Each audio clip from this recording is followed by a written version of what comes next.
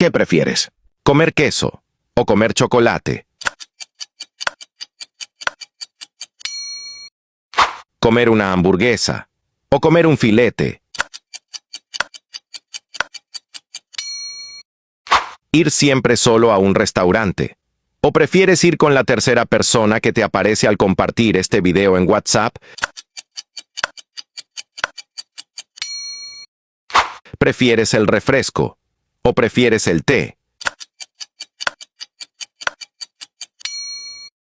¿Prefieres la mantequilla de cacahuate o prefieres la mermelada? ¿Prefieres comer carne o prefieres comer pollo?